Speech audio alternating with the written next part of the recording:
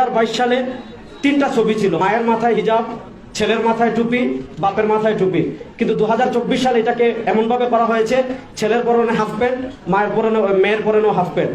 এরপরে আপনারা যদি আমি আরেকটু বলি, ইবতেদায়ী প্রথম শ্রেণীর ইংরেজি বইয়ের প্রথম পাঠে 2022 সাল পর্যন্ত ছিল সালাম। আমি একটু আপনাদেরকে দেখাই। এই যে স্টুডেন্ট মাদ্রাসায় প্রবেশ করতেছে, তার মাথায় টুপি, এই যে তার শিক্ষিকা, তার মাথায় হিজাব, সে আসসালামু আলাইকুম ওয়া রাহমাতুল্লাহ বলছে। 2024 সালে দেখেন, শিক্ষিকার মাথা থেকে হিজাব ফেলে দেওয়া হয়েছে, বাচ্চাদের মাথা থেকে টুপি ফেলে দেওয়া হয়েছে এবং আসসালামু আলাইকুম ওয়া রাহমাতুল্লাহ বাদ দেওয়া হয়েছে। তাহলে এটা হলো একটা জাতির যখন সাংস্কৃতিক বিপর্যয় হয়ে যায়, ওই জাতির অস্তিত্ব থাকে না। তো তারা খুব সূক্ষ্মভাবে একদম প্রথম শ্রেণী থেকে এই কাজগুলো করেছে। এবং আরেকটা জঘন্য কাজ করেছে, যেখানে ছেলের আলোচনা আসছে, কোথাও শুধু ছেলের ছবি নাই, কোথাও শুধু মেয়ের ছবি নাই। যত জায়গায় ছবি ব্যবহার করেছে, সেখানে ছেলের সাথে মেয়ের ছবিও আছে। এবং আরো জঘন্যভাবে তারা পরকীয়াকে প্রমোট করছে, মানে ইসলাম বিবর্জিত প্রেমকে প্রমোট করছে। কিভাবে?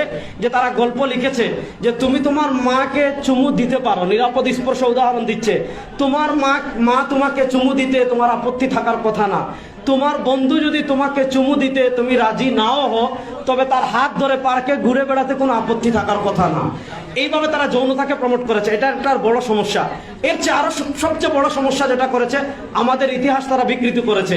ইতিহাসের নামে আমাদের শাসক যারা ছিলেন, আমাদের মুসলিম শাসক ছিলেন, তাদেরকে লুটতরাজ, তাদেরকে গনিমতের মাল আত্মসাৎকারী, হিন্দুদের সম্পদ দখলকারী, এইভাবে তারা পেশ করেছে।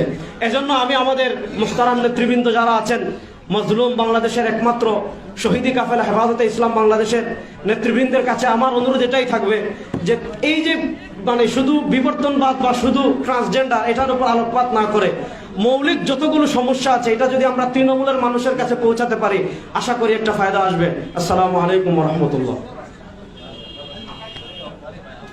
আমরা দেখতে পাচ্ছি আমাদের মাঝে উপস্থিত হয়েছে